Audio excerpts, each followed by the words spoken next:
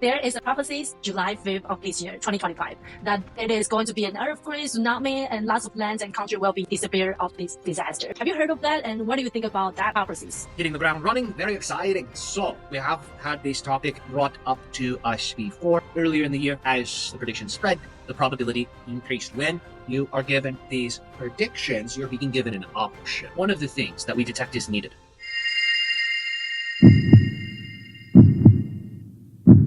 Welcome to the Pod. The guest I have here today, Tyler Ellison. Tyler is a bridge between Earth and the stars. He's a cosmic channel who mainly channel a hybrid ET being from Sassani civilization named Ryokah. However, he's also a certified instructor of Universal Healing Tao, where he leads people into a journey of the profound transformation, awakening the soul's hidden potential. And I had this honor of knowing him from Lemurian Expo events from Manchester last year. And he was also in one of my YouTube channel, channeling Solar Dragon. It was such an amazing experience witnessing live transmission out in the mountain with him. And today I have this honor to invite him into my podcast. So welcome, Tyler. What's keeping you busy lately? It's a great question. There are so many exciting projects underway. I'll create a list. We have 3 major offerings that we're sharing with the world as we move through this year. We're in the channeling department, the first thing, working with the Sassani Universe Contact series. It's a big mouthful, so what's that mean? The entity I channel, Ryokah, a hybrid entity from the Sassanian civilization, and over the year, month by month by month, we're doing transmissions where he's connecting us with each month to different star lineages and families. We're doing deep dives into the hidden nature of the stars and the miraculous multi-dimensional beings that inhabit them and that inhabit the worlds and planets proximal to them. 12 months, 12 civilizations, and 12 mantras of power that awaken the different aura levels of the DNA. People talk about the activation of the 12 strands of DNA a lot in the spiritual community. We have 2 strands of DNA, 3 strands, it's a mutation, 4 strands, that's a super mutation. So most people have 2 strands, but we have these 12 auric layers to the DNA, each one connected to a level of consciousness and dimensions within existence. So we're thinking of a 12-dimensional model for simplicity. So that's the first offering. And we're doing the reptilian one, actually, this upcoming Friday. So a week from today, this is the 23rd. We're filming this in May. So by the following Friday, we're going to be moving into the reptilian section, talking about inner Earth, places like Alpha Draconis, and what that influence has been. The point of this series is to prepare people for contact, which is prophesized and proclaimed to occur in 2027 in a very big, unmistakable way. So we are bringing all this information through, so the awareness of these beings is in the collective. This is the first offering that we're doing, and this is throughout the whole year. The second one we've been doing is called the Sacred Serpentine Sanctuary, and this is a magical school that blends traditional ceremonial Kabbalistic magic with Eastern inner alchemy. And we are specifically merging divinities of the stars. So we're thinking of star lords and the divinities of the earth. And these are sometimes labeled as Goetia in the Western tradition. And they are essentially the dark lords, if you will. And they're the ones that have all of the little minions that seem to cause people trouble. So if you invoke, number one, these beings, call them by name, now there's a level of relationship. Now it's not unconscious. Once they've been invoked in the space, we astral project into the higher world for the angel, lower world for the Goetia, and we do meditations with them, share energy. When we gather their powers, we bring them back in and blend them. We conceptualize this as a sexy angel, sexy daemon, making love with each other. And we have psychic blissfulness. And at the peak of it, we conceptualize this as a birth. And we are developing what is called in Taoism, the immortal self. Through this practice, in the Kabbalah, this is called sometimes the child of light, sometimes the solar body. These are all terms that are somewhat synonymous for the consciousness that survives death. The idea is if the immortal self is not produced, a person will not know the spiritual worlds clearly. And when they leave the body, it's like going into the ocean not knowing how to swim. So by practicing the astral journey, the developing of the sacred geometries through the ceremonial magic, and through working with the elements in alchemy, we're able to ensure that our subconscious and energy body know how to thrive in the cosmos. Because it's not like you can eat cherries if you get hungry, right? You got to take on another body if you want cherries, right? So how do you feed yourself? How do you nourish yourself? Most people don't know this. And as a result, their spiritual afterlife is temporary. It wears off and they have to come back. So this is the path of freedom. When the immortal self is created, no one can control you. No one owns your soul and spirit. You know how to move it. So you don't have to come back. You can remain as an ascended master, not just for Earth, but other worlds, depending on the level of ascension. So that is the second offering. Third offering we're doing, each month we're doing group magical rituals. So for people that are excited to learn the basics of manifestation through esoterica and ceremonial means, as well as practical means, we teach these methods in star rituals that we do each and every single month. So we time the moon with stellar windows of power. And in the ritual, we call the starlight in. We channel the beings of the stars and we share energy. And these effects are wonderful. Every month I look forward to this because it's an offering. Yes, it's an offering where not just the audience benefits, but everyone who participates. These are our three major offerings that are carrying us through this year. And when we get into 2026, we'll be launching more programs. We haven't disclosed exactly what they will be. They are designed to prepare people for 2027. So when contact comes, not only will they be ready, but they will be able to participate actively.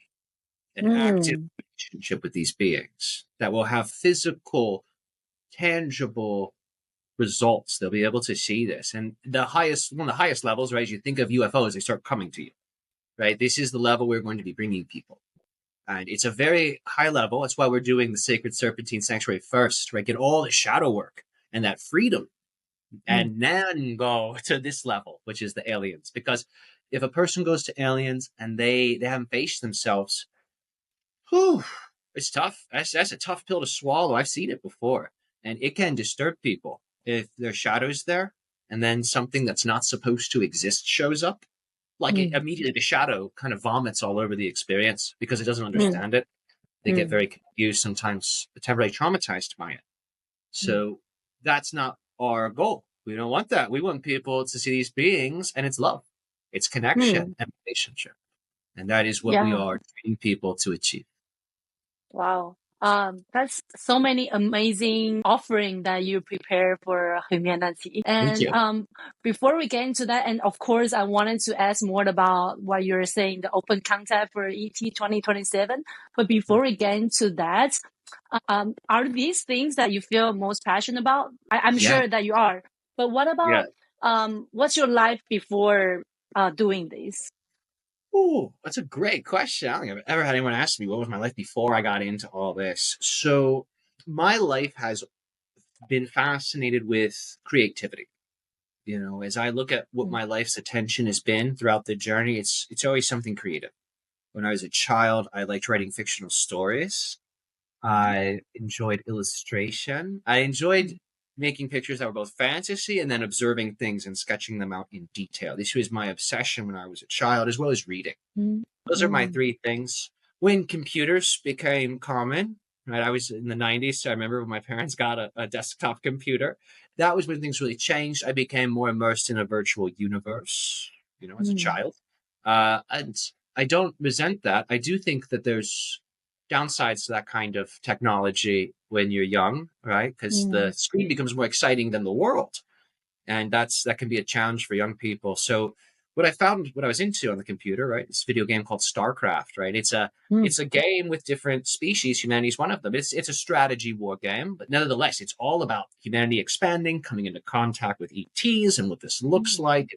It was a very interesting foreshadowing. And those were my biggest interests as a young man. As I was I was probably I would say not even 15. And those were my interests. Martial arts when I was a child was one of my favorite passions, even though I at a certain point got very lazy and resentful, right? You know how it is. You turn 15, I don't want to train Yeah. anymore, you know? So Tired. totally. So I had that when I was young. And I also, full disclaimer, I enjoy awesome sensations. So when I was between 16 and 21, a lot of partying, right? Mm. There was all that creative energy was going into altered states, expanding consciousness, and also simply trying to dissolve the angsty feelings of youth, right? And looking for Yeah, happiness. we all have that. We all have Yeah. that. So this was a lot of my younger life. And there was always a fascination with the spiritual. Whenever I saw a person meditating or chanting, if that ever showed up either on the television or in a book, it just captivated me. There is something Mm. about it where I couldn't resist whatever that action was when I would see it performed, whether it was a illustrated character performing it or whether I'm reading it in some fictional book. Whenever that would happen, it really spoke to me. And by the time I turned 18, I started meeting friends who were into esoterica and the new age sense. So crystal people, yoga people, Wow. psychedelic people. And Mm. it was my journey into that. So at around 18, I started doing the breath work, the yoga. Mm. I started developing a relationship with technique. And that became a healthy session for me. Because I realized Wow. there's a technique for everything. Mm. There's a process for everything. And it's been written Yes. down. If it's not written down, an ascended being will give it to you, which Mm. means there's nothing a human being cannot achieve. And that was something Mm. I was able to sniff out in spirituality because I Mm. realized, oh man, these are all just keys for different doors that the practitioner wants to open.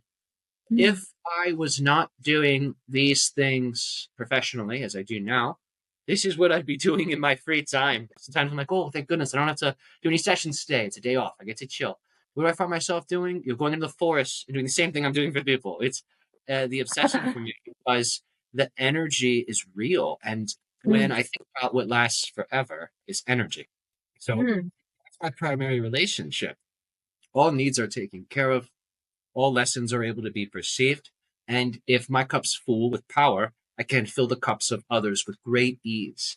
So Mm. it, at this stage in my life, is a major focus. And it's very fun. I am able to move through what would otherwise be hours of meditations because of the training in Yeah. very small amounts of time now. So 10 minutes, I can do what would take many an hour to do. And it's just as effective, if not more. And it's from the energy scaffolding being built. When you train every day with the meridians, especially the out of body meridians that connect you to the Mm. universe, that just gets stronger and stronger. It doesn't go away, you Mm. know? And I see it now. What used to be like a thin tube, right? From my head to the Yeah. top of the universe, it's like, now it's very large. So this is all the light, all the wisdom that's able to come in. And the effects compound. So a person will train and they're like, okay, I think I'm making progress. Yeah, I think I'm making some progress. Then one day you're like, whoa, that's what's been going on. Mm.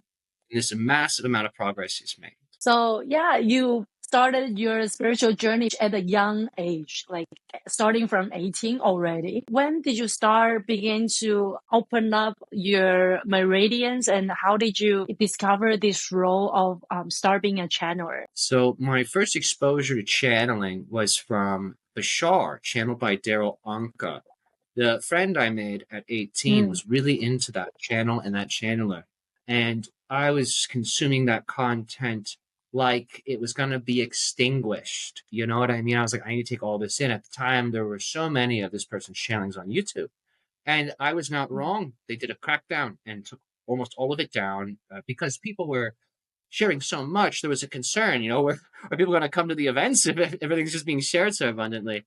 So I absorbed as much as I could. And to this day, Daryl Anka and Bashar, I see as spiritual mentors, as psychic mentors, and I continue to learn from their wisdom. And I found that as I got more into that channeling and that channeler, so many questions were being asked and so many wonderful answers were being given. I was like, man, there's an answer for Mm. everything. And it all makes really great Mm. sense. It's clear.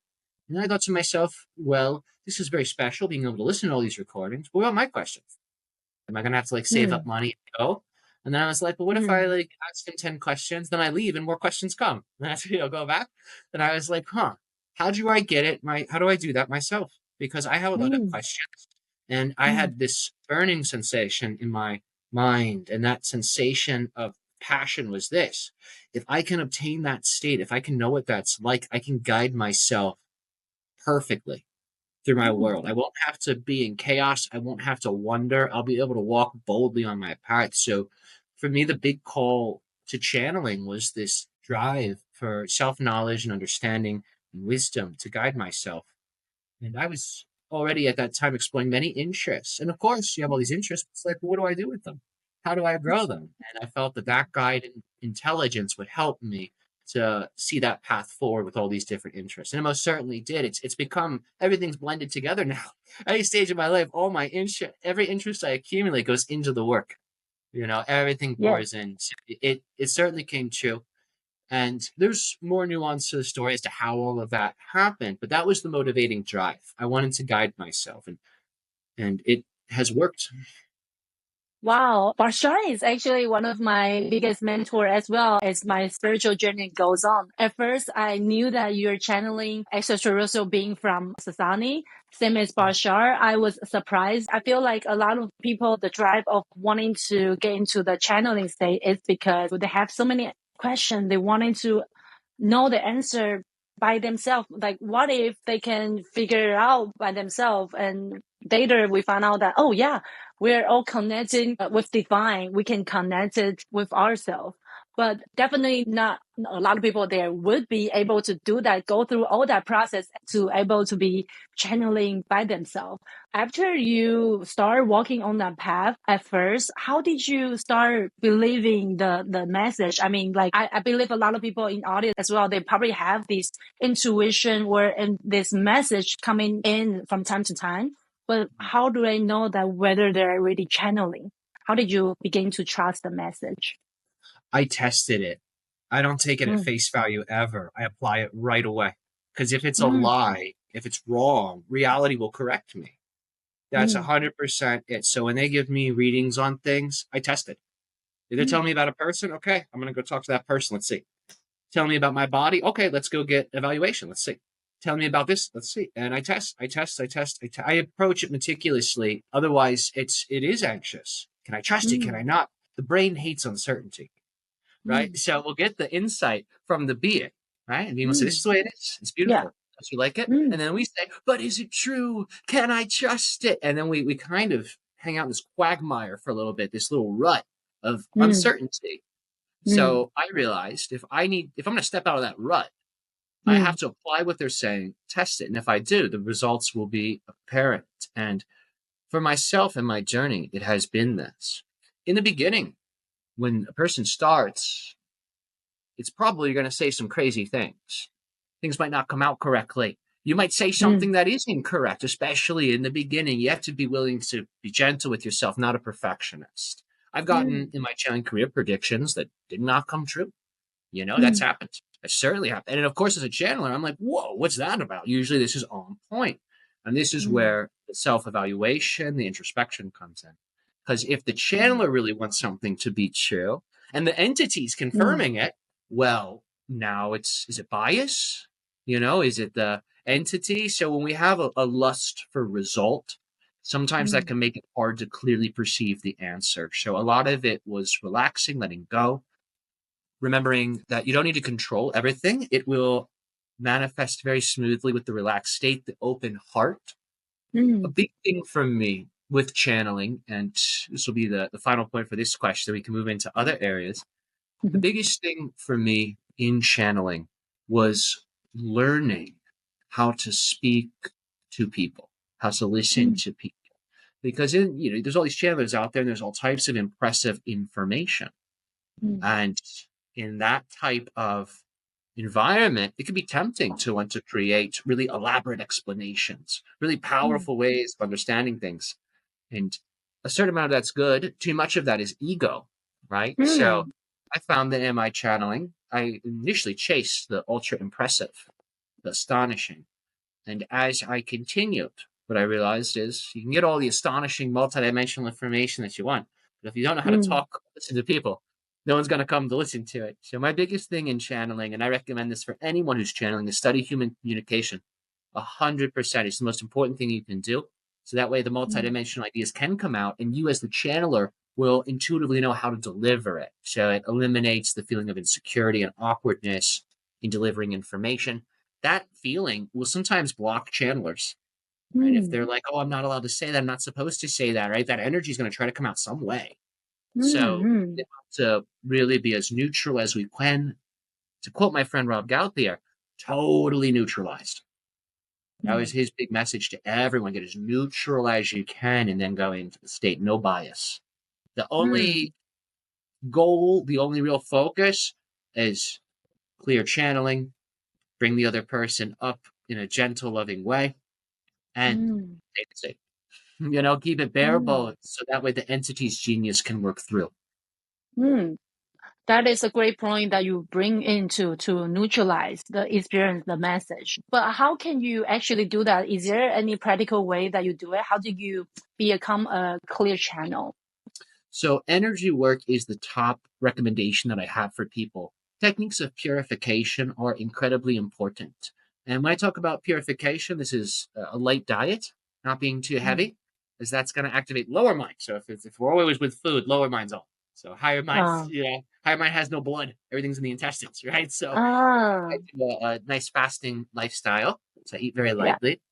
I also do breath work. Breath work is very, very good, especially for beginners. Nadi Shodhana, one of the most important techniques. You do this for just 10 minutes, totally neutral. As you do it, gentle third eye awareness, right? The third eye acts as the center point between the yin and yang of the left and right eye, left and right nostril. So you get that balance with that technique. There are many energy work techniques that we teach, Qigong techniques. Sometimes it's called this in Chinese energy exercise, energy fitness. You can just manually go in, you know, to your body. And here's a very simple one, right? Think of this beautiful ocean of light at the top of the universe. While the tongue tip is rolled up, pointing at the crown, touching the top of the mouth. See that this ocean of light's just coming all the way down. It goes through your center channel, through the crown, down to the perineum. And then we think of the center of Earth going all the way down the center of the Earth. And when energy makes contact with the center of the Earth, we're astral projecting, like your first person in the center of the planet. We see it as a golden sun. From here, gather that energy and bring that light back up from bottom to top, right? Just go back to top of the Earth. Flossing. You see it flossing with your meridians. You get all the blocks out. It's not hard. Get all the blocks out. And then we start doing things like microcosmic orbit, where instead of going up and down, we make a circle up the spine, down the front. Right now, we're multiplying that energy, just like a power plant, right? Through the circular motion, the electricity is generated. Wow. We do this with the body, and it programs front and back of the chakras with that light. And now your whole body's synchronized. So we teach advanced energy alchemy to develop these mystical powers. Otherwise, it's a lower connection if the energy work's not there. It's more mind if the energy work's not there. If a person is a great channeler and their main thing is breath work and a little visualization, that counts. That's energy work. I mean, that's energy work. Because you have a vision board and you close your eyes, you think of it and feel great. You're doing energy work. So your energy work doesn't have to be fancy. It just needs to be present because these are energy beings. So subtle energy is key for channels. Wow, that's super practical technique that we can actually visualize that already. And do you think that the channeling ability is opening to everyone right now? Like everyone that gets to channel if they want to? This is a great question. And it actually came up today in our live stream about channeling and how to do it. And Ryokah in that live stream gave the following answer. And what he says is right now you are channeling electricity through your nervous system. You're channeling blood through your veins. You're channeling electromagnetic energy with your heartbeat and aura. He's like, so you are channeling now. Every time you're breathing, right, you're channeling the air in and out. Right? The channel of air, current. So what he says is, if people want to be channelers, they need to know those natural channelings they're doing at all times. And that is what opens the door. So the potential is there in every being. It's a matter of how willing they are to develop it. And it may not look like the style I do, where it's my eyes are closed and I'm doing these dialogues. It might not look like that. It might look like the movies they make. It might look like the poetry they write. It might manifest as the art they produce. So the way the channeling can unfold is varied from person to person. So everybody on the planet channels in their own way. Even the employee who's typing on the computer in the office, that one day where they're just like every task, getting it done. They're being like really nice to all the people. They're having a blast, right? That's the channeling state. So it can look really diverse. Now, channeling aliens, that's a whole other story. Because once the person knows the channeling state, sometimes called the flow state in the self-performance and optimization community, when a person knows that state, now they can start to expand their mind to include other beings who are also in that state. Because the state will attract others like it. And on the multidimensional level, that's every higher being is in that state. So from knowing the flow state on Earth, we can tune into those higher beings and then start to form the relationship. It's just a matter of the intention, right? We do channel in one way or the other, but whether we are having that intention to channel the extraterrestrial being in other dimension, if we have that intention and put into work, put into rep, like you did, the skill, the ability is within us already. Yes, exactly. That's totally it. How did you decide to only channel Ryokah? So I first began with Pleiadians. I was channeling a Pleiadian collective named Mira, and this was back in 2014. 2014, I made contact with this being, and the being Mira was very helpful. I validated its existence. I got on Google right after I channeled it for the first time. Never heard of them. Oh, right? wow. I Googled it, Mira Pleiadians, and there's this woman in Europe who channels them. Same name. Oh. So that's what I mean about the testing. We always want to test. There's a lot of ways to test this stuff, and most people just think it's too woo-woo to test, but you can test it. And I got a hit of confirmation that very first time. So I knew it was real, and it just got me really invested. So I was working with the Pleiadians for a while, just channeling for my friends, mainly. And then one day I made a foolish choice and channeled at a party where people were drinking. And there was a woman who despised the channeling. She was so angry. She thought it was evil, bad. I took a little break after that. When I returned, my attention had shifted from Pleiadians to other beings. And a group on Facebook approached me. They had seen some of my channelings. I posted something online. And one that I did was from the Sassani collective. And it was really good channeling. And they saw it. They liked it. And they reached out to me. The group members had one goal: make contact with Sassani aliens. There's about 6 people. Everybody's striving to do this. So we would all tune in, connect to the Sassani, and practice channel. We'd interview each other. We would test it. And then I told the group one day, I would like to channel a single being, not just a single person. I want one representative. And I want to know them. I want to be personal. And the group was like, we'll support you in this. Discover the being, make contact, and then you can channel them with us. I asked the collective, the Sassani collective, and they just said the following to me, and I think it's wise for me to share this to everyone who's interested in this stuff. What they told me was when you channel a collective energy, it is like there was a great fire burning in the distance. You can see all the smoke, and you're reading the smoke. You can see the messages in the smoke, and it's metaphor. Yeah. When you channel a single being, you're not reading the smoke. You walk into the fire. They said, if you do this, your whole life will change. This will become your whole life if you do this. And I said, yes. And it was true. This is all I do. This is my life. And I love it. Because anything else to me is not 100% for me. It's good stuff and it's good for other people. This, for me, though, is my favorite, and it keeps expanding and providing and revealing.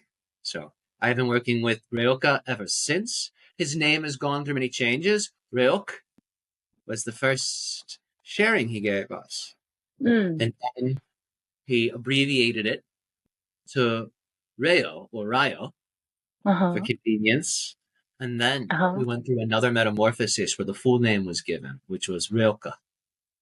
Oh, how do you think that proceed for you? I mean, in terms of the name, I heard of that a lot of channelers, for those who channel different individual beings, that they usually want to keep their name anonymous just for a convenience of not wanting to worship, not wanting to have the stereotype against that channeling being. But what do you think about that? Do you think channeling a specific civilization or specific being would frame your world or perspective? It certainly has framed some things, I think. It gives it real definition. When it is a collective or it's an anonymous being, the audience usually doesn't feel as connected to it, I have found. I have found this to be true. In the private sessions, I'm like, do you want to channel all the angels? Do you want to channel Ryokah? Like, Ryokah. Like, we want the being because they know him. Right? When you have a name, it's much more personal. And I find it creates intimacy. The name is also a puzzle, right? It's meant to be deciphered. It's meant to be studied. It's meant to be meditated upon. So these different iterations of the name represent different levels within his consciousness, and Ryokah representing the integrated or ascended level. So we were talking privately before our recording today, and we were sharing about how the ETs evolved through us. So I have found that in my own channeling, as Tyler, have evolved. Ryokah evolves, and sometimes the evolution is such where he's like, hey, we're going to give you more of the name. We're going to give you more of our identity because now you can handle it. And with that comes new versions of the entities. So Ryokah has been quite wonderful. This was about 2 years ago, I believe, that name activation came through. Wow. There can be some changes with that, though. If on your business cards everything says Ryokah, and now he's like, I'm Carlos, you're like, right. So there are some, some issues with names, but I have found it to be an intimacy enhancer for the audience and myself with Ryokah. Wow, that's amazing. So for anybody who are interested in begin their channeling to channel extraterrestrial being or other angelic collective or ascended master, is there any pros and cons with want to deliver to others? Certainly. So if a person's going to take this seriously, they ought to be channeling every day, at least 20 minutes. Just like any other skill, if you don't do it every day, you're going to be an amateur. And I'll say that boldly. If you don't do it every day, you're going to be an amateur. And your future self will say, what the hell? Come on, I'm trying to become a master. So if you're really serious about channeling, train every day like an athlete. And if you do that, you also have to rest and recover like an athlete. So clean diet, exercise, healthy human relationships to help you stay grounded.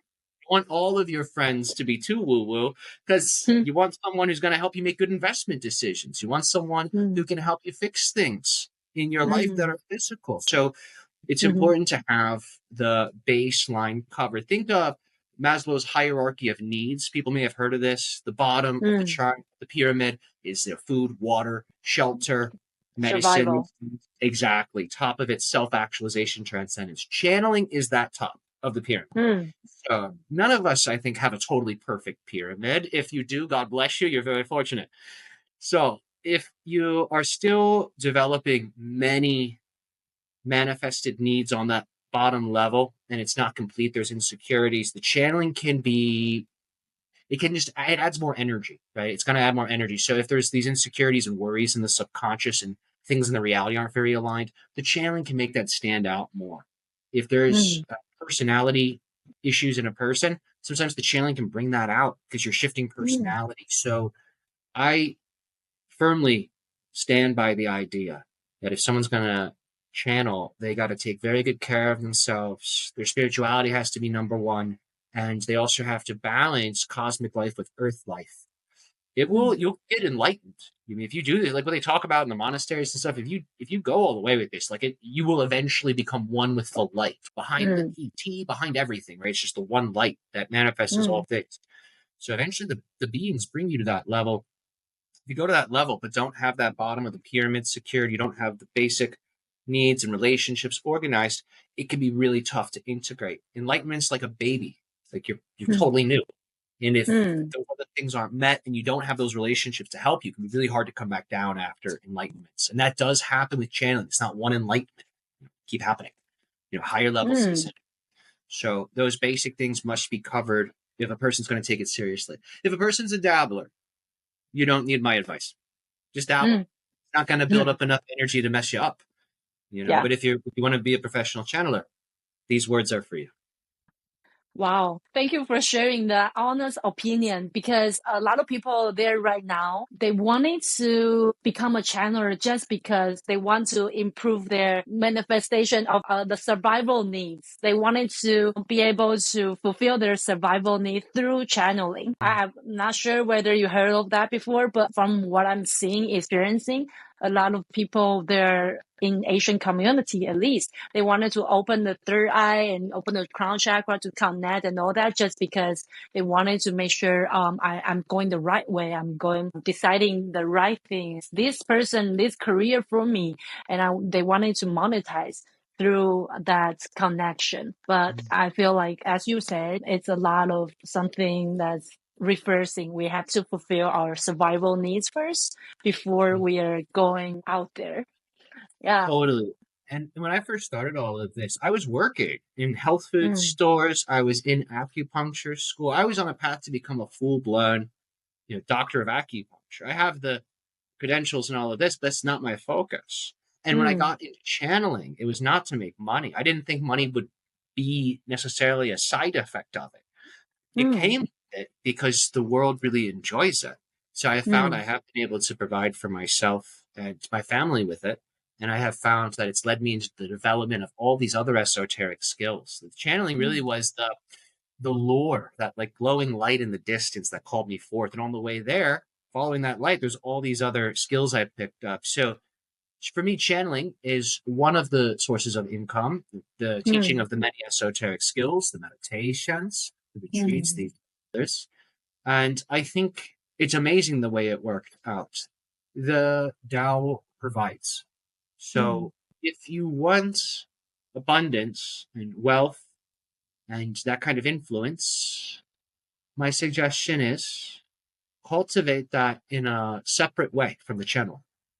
Don't let the channeling be entangled with your sense of financial security and material security. Because if things are shaky in that area, then you go to channel, they're going to be entangled. It won't feel good. So you want the channeling, the spiritual offering, even though it may attract money, we don't want that to be the point, because if money's ever shaky, the craft gets a little shaky. So you want that motivation to be that of an ascended master. I'm doing this work to resurrect nature, elevate nature, to bring things back up into the higher frequency. And ultimately, if you're channeling as a guide on earth for people, just imagine what you're doing in the higher realms. So the channeling is a side effect of the saying, as above, so below. So with that, I find while commerce and finance can be associated with it, let those motivations be more luminous, and there's going to be a greater confidence and ease in the channeling process. And I also recommend, if you're new to it and you're like, I want this to be my career, have another way you're making money. So that way, while your channeling's getting going, it's not, not all the pressure's on it, right? Okay, there's money coming in from other ways, and you can relax into it. Channeling becomes a little more relaxed again. Yeah, I feel like spirituality is, if we have that scarcity mindset of feeling unsafe about the reality, it's not really going to help us in spirituality. This is a good quote that I heard from my mentor, Damien. It's Damien Eccles, a wonderful magician, very powerful person, wonderful man.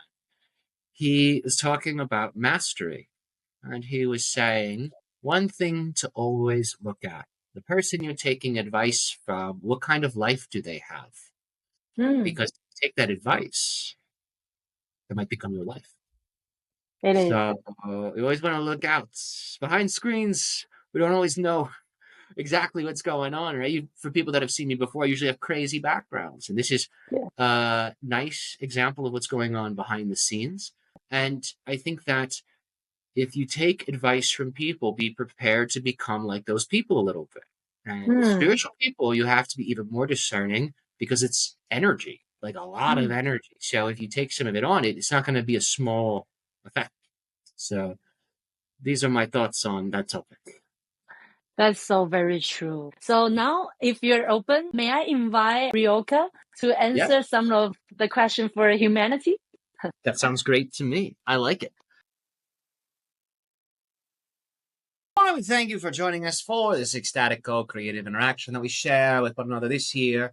This now. How is your evolutionary ascent? manifesting for you. Hi, Ryokah. So recently, there is a prophecies on a Japanese comic artist who dreamed of a massive disaster on July 5th of this year, 2025, that it is going to be an earthquake, tsunami, and lots of lands and country will be disappear of this disaster. Have you heard of that? And what do you think about that prophecies? Hitting the ground running, very exciting. So we have had this topic brought up to us before. Earlier in the year, there was a lower probability because the prediction was less well known. As the prediction spread, the probability increased. When you are given these predictions, you're being given an option. So the question to ponder: what are the things that make the waves bigger than usual?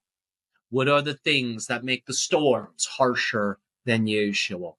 What are the things that make the conditions unbearable? These are topics most people on your planet shy away from. They're uncomfortable. Any natural disaster you can conceptualize externally. The same possibility can occur within the body.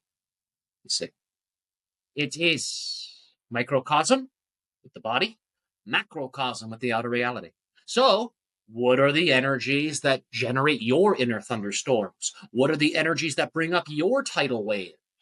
Discover those and create healthful transformations in those areas. Because remember, your subconscious, your unconscious, what you call the shadow, this is not just yours. All shadows share darkness. So when you make those transformations in yourself, you send out an energy signal that prompts those whom also share those energies to make the same transformations. And then you shift to a version of Earth where that prediction doesn't really make sense anymore because the energy conditions are no longer supporting such chaotic weather phenomena. So when you are given predictions, you're being given a choice. Many will take the prediction at face value and they don't recognize a choice is there. And as a result, things come to pass. We have been telling humanity and continue to, you always have a choice. Infinite versions of Earth. Prophecies are just revealing where certain alignments reside. So if such an alignment is not desired, it can be shifted and one can align with another version of Earth where the weather is very good. We will scan into the nature of nature. One moment.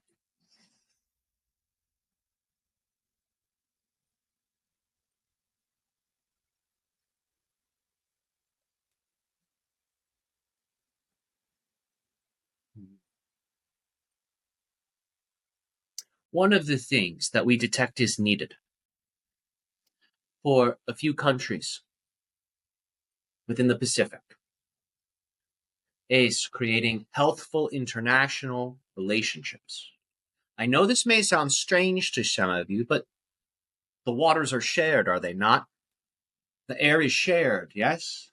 Space is shared. So, what is proximal to a place like Japan will have an influence on the energy quality. And if different countries, the people within, create healthy relationships, even just psychically with one another, the energy is just cleaned up. Those fuels that feed the fires of weather disasters will be diminished. But if there are many tensions, it's not as if that energy is just in your body. Have you ever seen a tense person keep their tension within? They can't help but contort themselves. Maybe they're manipulating objects around them. Maybe they're speaking to others anxiously. Yes, when there's tensions, it spreads.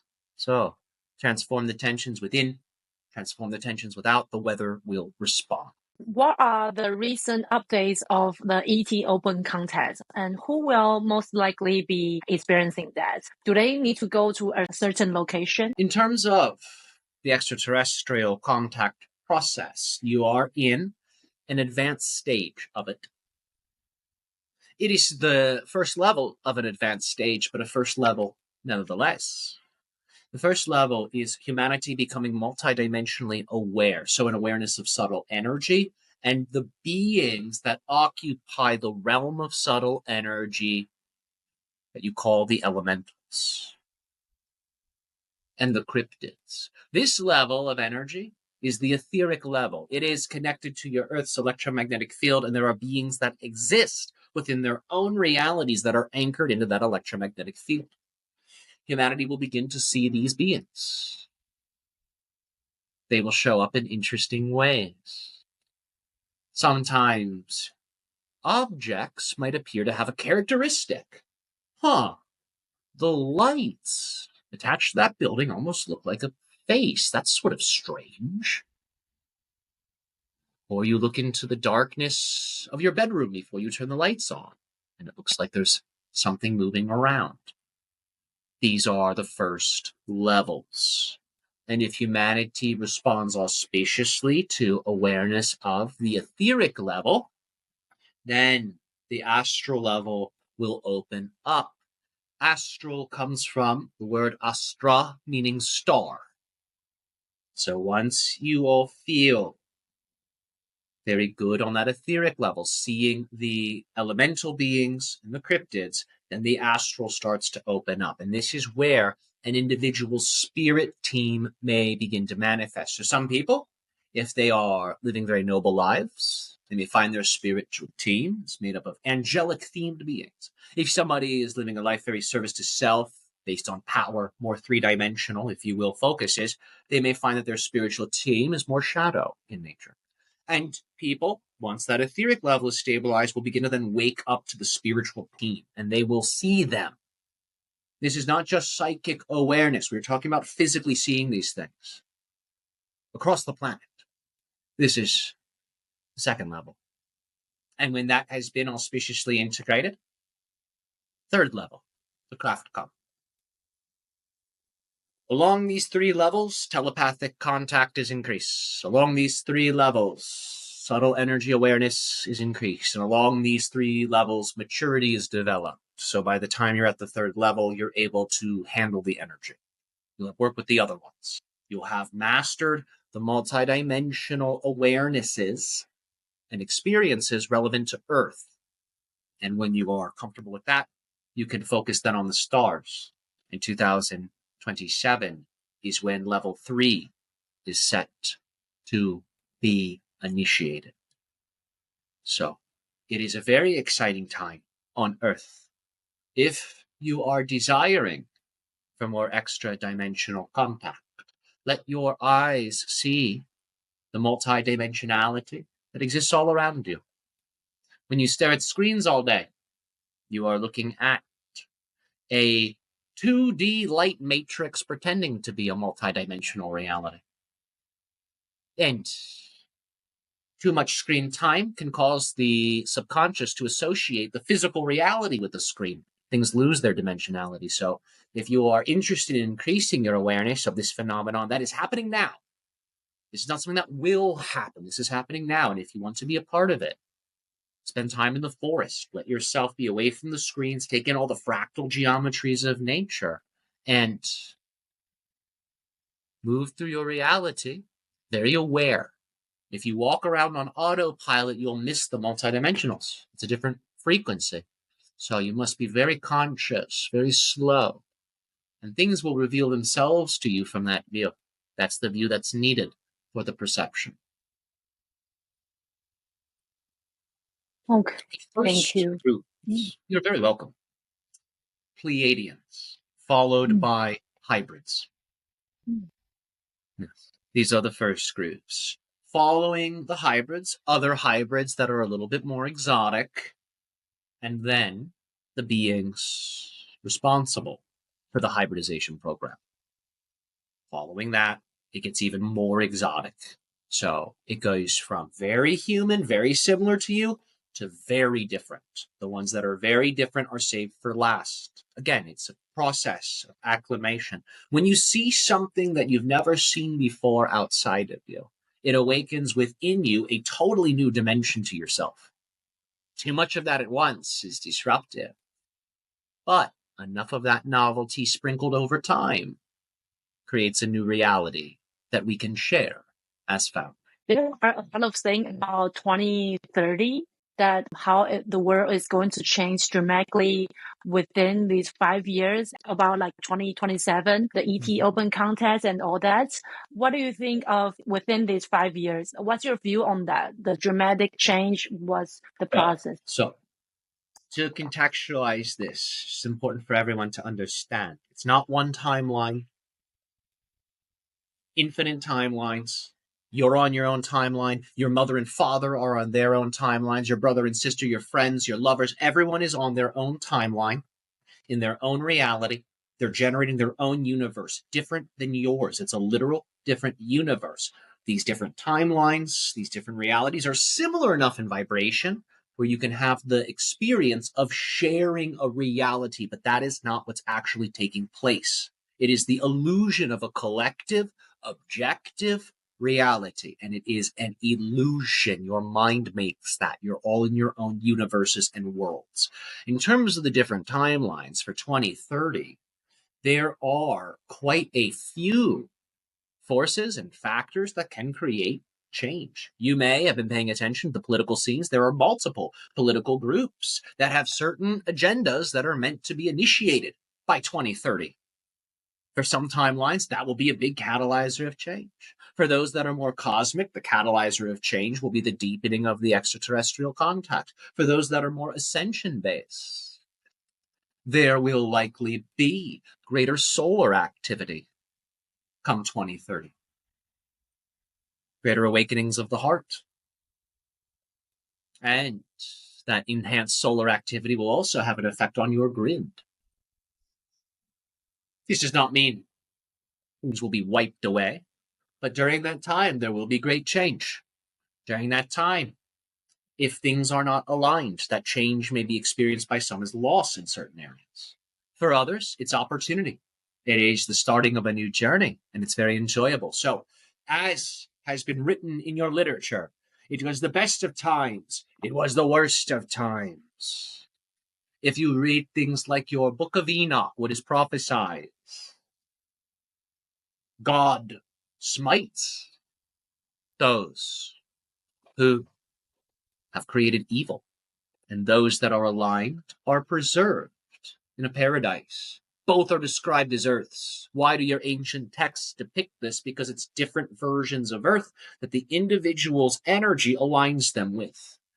So in 2030, there will be many changes. Imperative that you are aligned with your North Star. So all of the changes that happen in your reality will be organized and mediated by the oversoul of your system, your planetary system and your local stellar system. So when there are things on Earth that are changing and changing rapidly, you must align with that which is unchanging, that which is eternal, that which is true. Because that which is true does not change, and that's what makes it true. The stars will shift. They do it very slowly. This is how you know even they are a part of Maya, the illusion. However, they are expressions, avatars within the holographic illusion that represent that unchanging stability. So, be like this in your times of change. Fear not. Be not afraid. Do not feed the fear. Instead, know how to transform your fear into gentleness and wisdom. You have that power. Just as you transform foodstuffs into ATP, you can transform your emotions. It is only your belief system that says you cannot, and this is the art of emotional alchemy. It will be very important for humanity to understand its emotions and to have a healthy relationship with them. So that way the picture you paint with those watercolors is a masterpiece. As you were mentioned OverSoul, can you elaborate more on OverSoul, the connection between OverSouls and monad and individual soul? What's the connection and hierarchy? Sure. So, in terms of the hierarchy, It's not based on the human hierarchy of status, superiority and inferiority. It's based on vibrational resonance. So you have some levels of consciousness that are very high vibrational. In terms of the hierarchy, they're higher up. You have others that are lower vibrational, so they're lower on the hierarchy. They all play an important role, and if any of them were removed, existence would not function. So, all levels are essential, including yours. A Star Lord without a human avatar, well, they're just a beautiful twinkle in the night sky. But a Star Lord that channels itself into a human body, now we're talking. So, think of yourself as a stellar deity that has projected its mind into the holographic physical reality experience you call Earth. Your oversoul is like its own monad, in a way. It acts as a central node. The oversoul has archetypal configurations within it that it desires to express. These archetypes make up its constitutional nature, just as your body has a constitution, your soul, your personality has a constitution. On that high level that is the oversoul, there's an archetypal constitution. So the oversoul will say to itself, I have all of these different desires and ideas and powers within me. Oh man, it's really cool and exciting keeping all of this contained, but I want to be able to explore this. I want to be able to express this so I can really know myself in a brand new way. All right, well, if I'm going to explore these things in really focused ways, I'll need to zoom in a little bit. And as it zooms into the archetype that it is excited to explore, that zooming in effect causes the archetype to densify, and it densifies first into a spirit. The spirit level of you is developed as a scaffolding and energy. Then from this level, further zoom in, further densification, soul level is created, a personality construct that can playfully, emotionally, and empathically work with those archetypal energies in a more physical way, in a way that is more material. A further zoom in is created, and the physical body is dreamt up. And with that dreaming up comes the circumstances needed to produce that body. The mother, the father, the location on earth, all of that. So the oversoul generates spirit, it generates soul, it generates body. And let's say, for example's sake, the oversoul has 12 archetypes it wants to explore. It will zoom into all 12. It will do it all simultaneously. In other words, all of the lifetimes the oversoul is exploring and is creating and is expressing to the oversoul, they're all happening at once. To you, the created being, they're separated by time. Your current oversoul extension, you call it your present life. And if you would observe another one, you'd say, oh, that's my future life, or oh, that's my past life. But to the oversoul, all of those things are happening at once. It's exploring itself simultaneously, creating lifetimes of experience that allow for it to play out its archetypal constitution. And when the lifetimes are finished, this is absorbed back into the oversoul, and it is able to go through its next level of evolution and manifestation, bringing it into a higher level of experience altogether. You are, according to your ancient texts, made in the likeness and the image, similarity of the Creator. The oversoul is training to be its own source. So the oversouls are empowered by the one monad. Beyond oversoul, it is monad. So the oversoul is training to become like the monad. Create as it does in ways that would otherwise be impossible without the incarnational expressions that the oversoul produces. You yourself, one of these expressions. So I share this so you understand clearly your destiny, all of you. This is not something anyone is exempt from. This is what you're all doing, whether you know it or not. Enjoy the ride and enjoy the show. And I have heard of some say that the planetary signal has been interrupted by some dark energy, and there are some oversoul purge will be happening. What's your view on that? Have you ever heard of it? So this type of thing has not been explored publicly too much in our community. Nevertheless, it is an age-old concept. There's dark energy afoot, and God will come in to remove the evildoers. And heaven on earth. This is a story that is told by people again and again and again and again and again. It's not wrong. Now, is it going to be an oversoul purge? It depends on how you look at it. As we observe the future timelines, and I remind you, future timelines, as I observe the future timelines, you will find the following. Different storylines play out in different realities. So on some Earths, yes. And 2030 may be a little aggressive in those timelines. So pay attention to the information you are consuming. Mm. You talk about purging oversouls, you're talking about purging people. Let that be clear. So, do you need to purge or do you need to clean? Do you need to purge your car or you need to wash it very nicely? So, with this, it will vary. Remember, it is a multidimensional expression that you are all moving into through what has been called the splitting prism.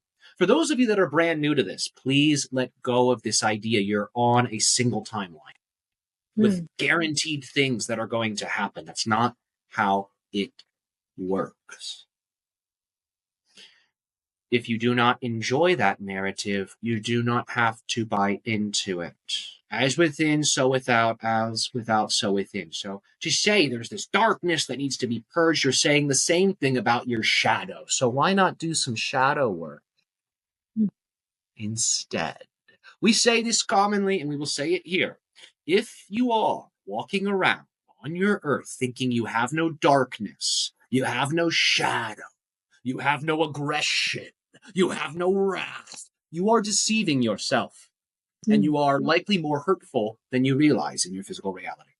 Because a person who chooses to be willfully ignorant of their shadow will also use their shadow in a willfully ignorant way. One who says there is this darkness in the world and it must be purged is saying the same thing about their mind. So these are my views as to such an assessment. And I speak with a pointed tongue. So that way those whom validate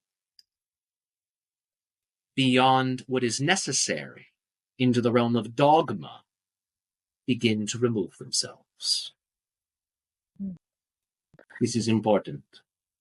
If you think the theories as to what's going on now are kind of strange, just wait until things get weirder. The interesting theories, the shadow versus light theories, all of that, that's going to rev up big time. So be discerning with the information. Otherwise, you may find yourself walking someone else's path, onto someone else's future, using someone else's mind.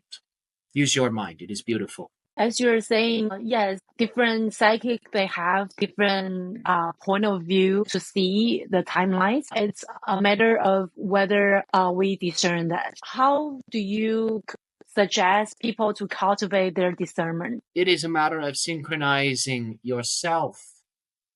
Remember, you have a signature frequency. It's the core you.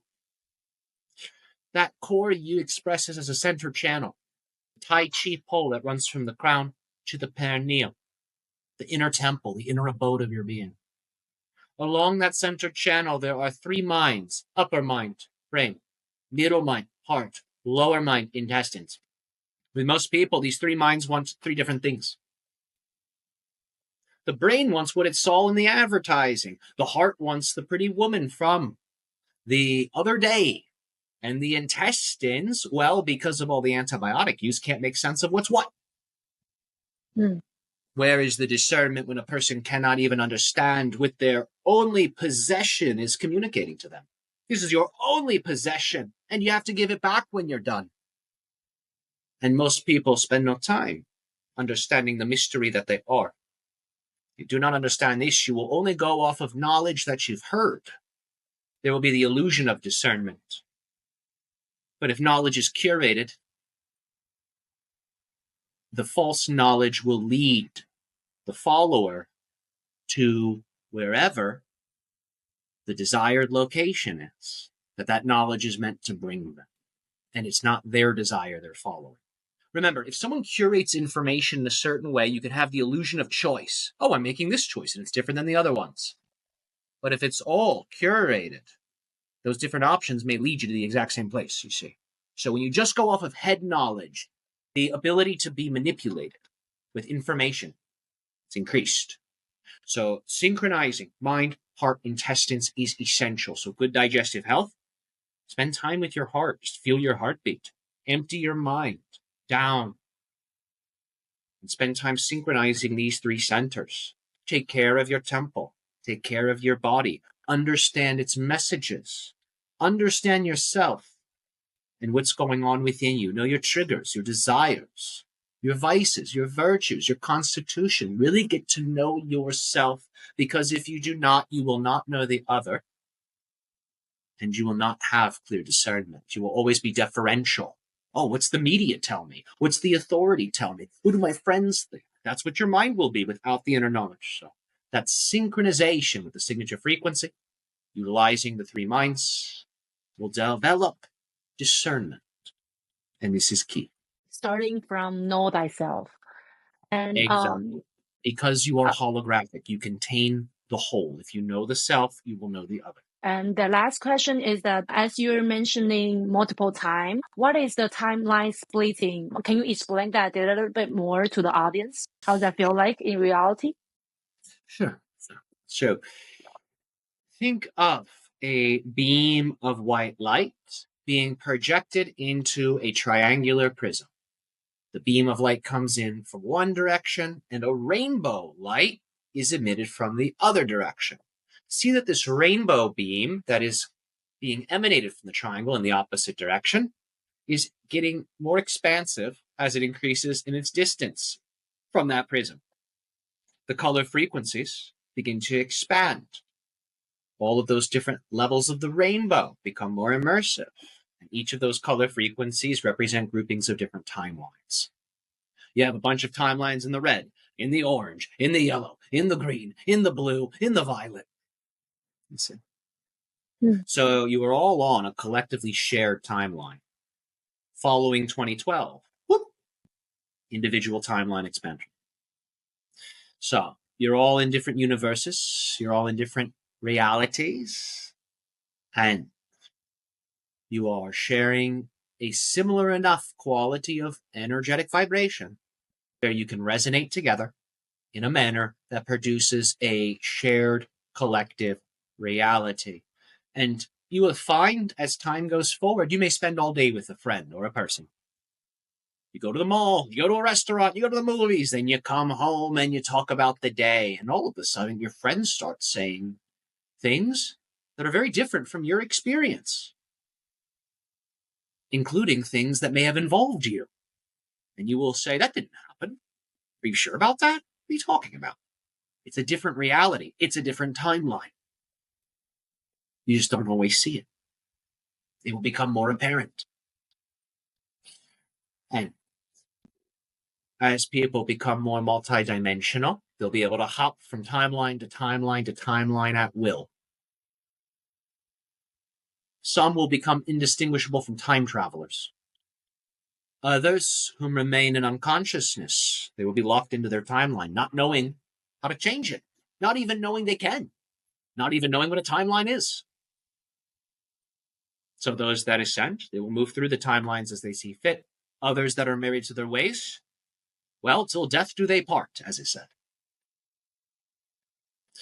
So, this is why sharing the information is crucial. those that are ready to hear it will hear it. And you can train them wonderfully, auspiciously, so they can navigate the timelines well. It is only your belief systems and corresponding actions that anchor you to a timeline.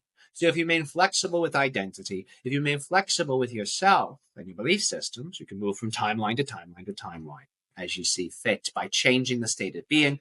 The state of being organizes all phenomena, including the timeline orientation.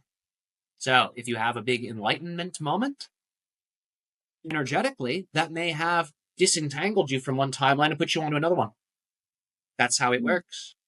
So the timeline expansion will continue, and it's going to allow for many storylines to play out. Not all timelines go on, and it is probable you can intuit what I'm getting at there.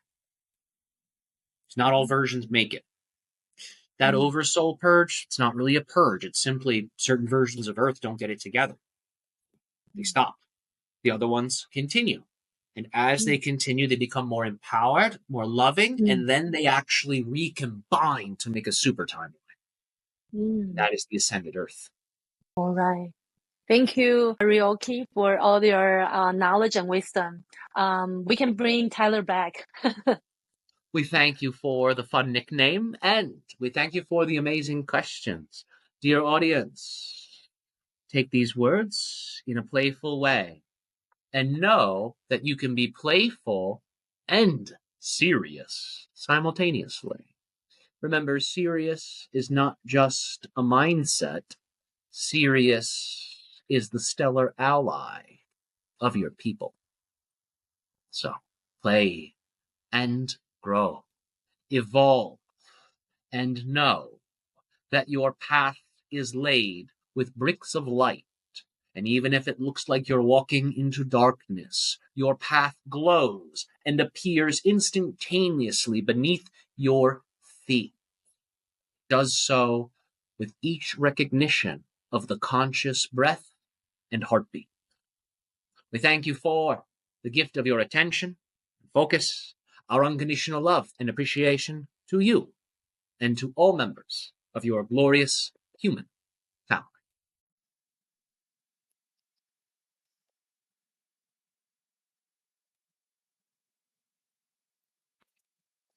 Okay. Very good. Thank you, Tyler. Do you feel like you ever feel tired after channeling? That's a very interesting question. It varies. If I am with someone who they have a lack, there's something lacking in them, whatever it might be. I mean, everyone has a thing, right? We all have needs we're trying to fill. If I'm around someone with a lot of lack, channeling can be tiring because the light is helping them to fill that, and it can be a little tiring sharing the energy with the lack while being very sensitive. When someone is really empowered, and this happens with good interviews, it happens with the live streams and things, it's a rush of power. It's a rush of energy. You might have noticed near the end, he was like getting even more empowered. It was, but the second to last question, I could feel fire in him. I was like, whoa, there's a lot more energy coming in. And the longer I stay in the state, usually the more power they'll feed me to keep it going. Wow. Yeah, that's wow. That's wonderful. That's wow. Last but not least, I do have this ending question with the audience as well. What is the one thing that you wish you could have say or done to your younger self, younger Tyler? Ooh, that's a good question. Don't care about what people think. Love them regardless, and carry yourself like a king. That would be my advice to him. That's my advice to myself now. So that's my advice to younger me as well. Yeah. And from rating 1 to 10, how much do you think you're operating from your heart right now? Because I saw there's a photo of you holding your heart like that. I think I remember it's a gesture of opening your heart. Yes. There's a few names for this mudra, and it's one of my favorite ones. Qigong friends I met in acupuncture school showed me this one, described it as monkey holding the fruit. And I really enjoy it. Pinky and thumb together. And this in Tao is representing heaven and earth. So heaven and earth are open to receive the higher wisdom. For me, the heart focus is almost consistent at this point. And the Sacred Serpentine Sanctuary training, that alchemy we're talking about, blending the two beings to make a new one, that's all happening in the heart chakra. So we're doing blendings in the heart, awakening the new self, the immortal self within the heart center. So for 72 days, we've been doing these meditations. So these days, more heart-based than I think ever before in my life. And what I have found is the awareness of the heart is full body because the blood circulating through all of us, right? So heart awareness, when it's meditated on for something like 40 days, for example, 40 is a good number for transformation. When the heart's meditated on for 40 days, the heart field becomes the whole aura. So in terms of my awareness, like I'm in my whole body. I'm in the space around me. I feel like a cloud that is possessing this form. And the whole cloud is good. Like the whole cloud is very nice energy, and it's organized by the heartbeat. So a lot of it is in the background. And of course, if I get too careless, I might, slip out of that. And since it's such a ubiquitous field now at this level, it's easy to go back into, okay, let's slow down. I can say whatever I'm thinking about saying much more kindly. Maybe I don't need to say it right now. So for a person like me who's very young, I have a lot of fire in my constitution. I have 2 Leo associations with my astrology, with all of that. It can be easy for me to get carried away with things. So the love energy has been particularly stabilizing. And you'll find with the Taoism, we have the inner smile practice, number 1 technique. Learn how to. Yeah.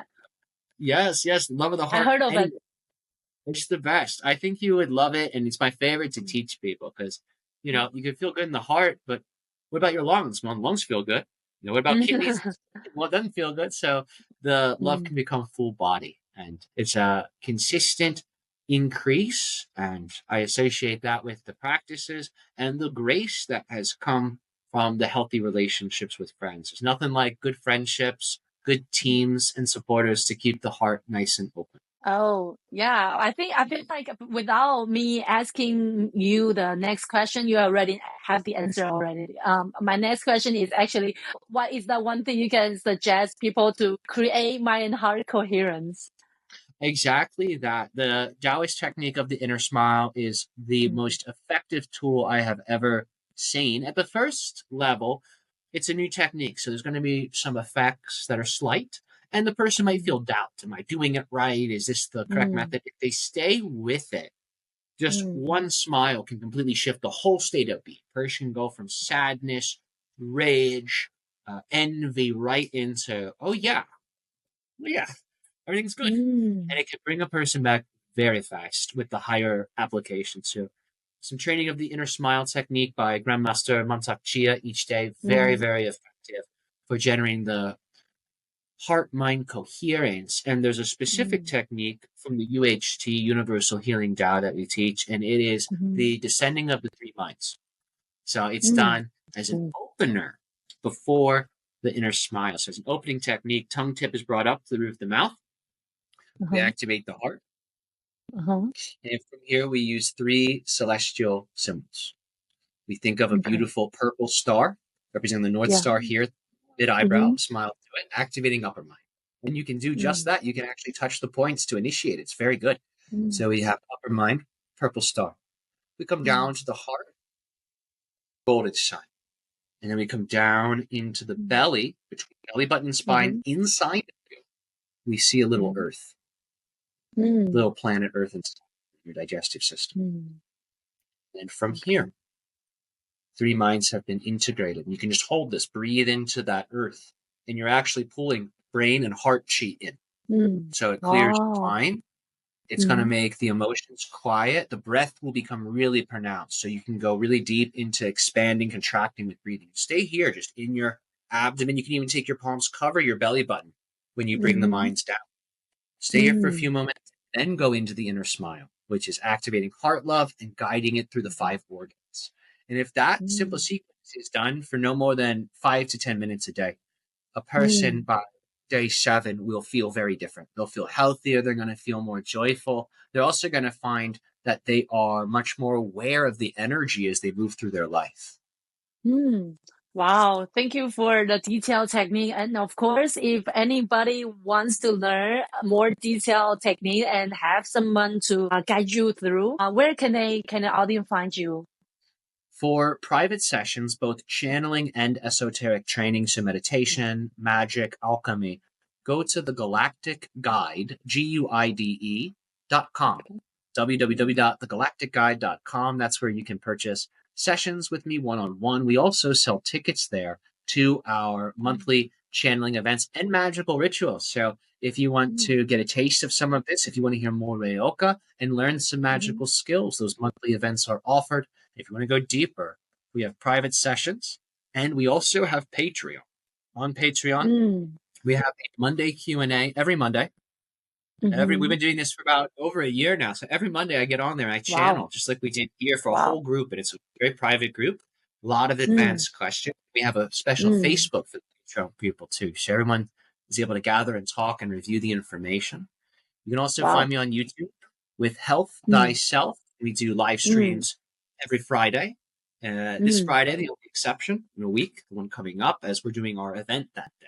Instead of a live stream, we do a full event. So you can find me in many places, and we're always up to new things. So if you want to follow this journey, subscribe, bookmark the pages, and stay tuned, because we have a lot of miraculous manifestation, both before us and that we are giving rise to for our future self. Thank you. And I'll also put the link down below. So yeah, thank you, Tyler, for your time today. I'm so grateful for that.